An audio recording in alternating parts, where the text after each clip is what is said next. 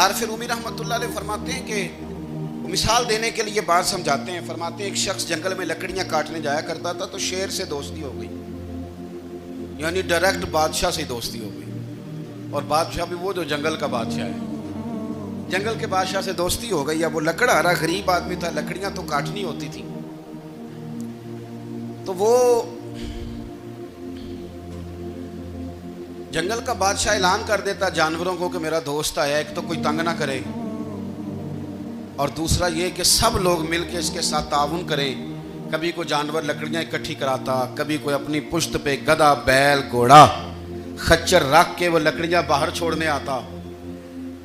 تو اب اس کی بڑی دھوم مچ گئی جنگل کے اندر. لکڑہارا مزدور تھا, وہ بادشاہ سے دوستی کر کے بادشاہ ہی بن گیا. وہ گھر آ کے نا بیوی کو اکثر بتاتا کہ میرا ایک دوست ہے, میں جاتا ہوں تو ساری پہلے ہی مخلوق کھڑی ہوتی ہے میرے استقبال کے لیے. دوستی جو بڑے سے ہو گئی ہے.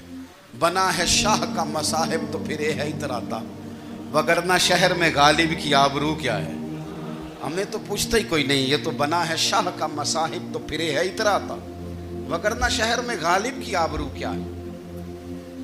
تو وہ لوگوں کو بتاتا, بیوی کو بھی بتاتا دوست ہے. تو بیوی کہنے لگی اتنی تو تعریفیں کرتا, یہ نہیں بتایا کہ وہ جنگل کا شیر ہے, پر نیرا دوست بتا دیا. بیوی کہنے لگ گئی کہ تو اتنا جو اس کا ذکر کرتا ہے تو کسی دن بلا نا, بلا کسی دن تاکہ اس کی دعوت کریں. اب اس نے پھر نہ اس کو پردے میں رکھا. کیا کہتے ہیں آج کل, سرپرائز دینا ہے, مگر سرپرائز دینا ہے, پردے میں رکھا کہ وہ شیر ہے. تو وہ بلا لیا گھر. اب اس کے لیے کچا گوشت, ظاہر ہے شیر نے کچا گوشت دکھانا تھا. وہ کہنے لگی پکانا کس طرح کا ہے. وہ کہنے لگا جب وہ آئے گا پھر بتاؤں گا. اب وہ کچا گوشت 2-3 بکرے ذبح کر کے ڈال دیے. وہ آ گیا شیر.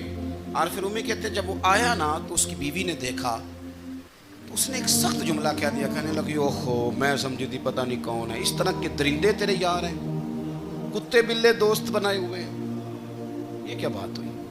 خیر وہ شیر نے سن لیا, گوشت کھایا, وہ چلا گیا. اگلے دن لکڑہارا لکڑیاں کاٹنے گیا تو شیر نے ملاقات کرتے ہی لکڑہارے سے کہا کہ یہ نا کلاڑی اٹھا اور میری پشت پہ نا ایک زخم کر دے.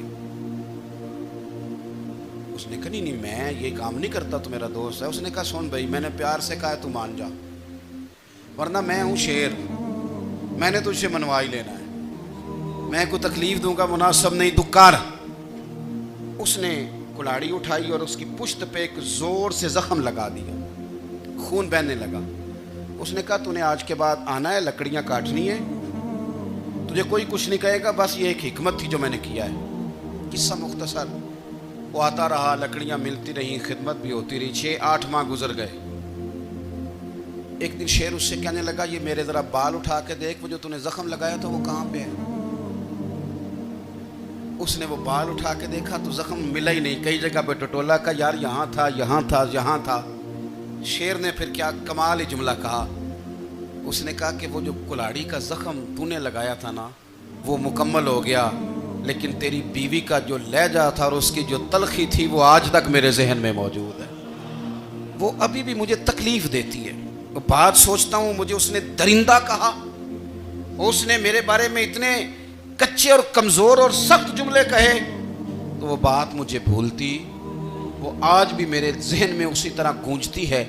تلخ جملے جو اس نے کہے اور خوفناک جو انداز اس نے اختیار کیا, وہ بات مجھے کبھی بھی بھولتی. تو آپ کے لفظ لوگوں کو بھول جاتے ہیں, پر لہجہ یاد رہتا ہے اگر ہم اپنے لہجے پر تھوڑی توجہ ہی کر لیں.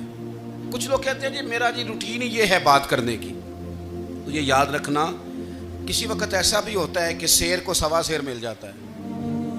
پھر ایسا نہ ہو کہ آپ کی تلخی کی جواب میں کوئی اس طرح کی تلخی ہو کہ پھر آپ اس کو کبھی بھلا نہ سکیں. ہمارے ہاں نا یہ دور تیزیاں دکھانے کا دور ہے.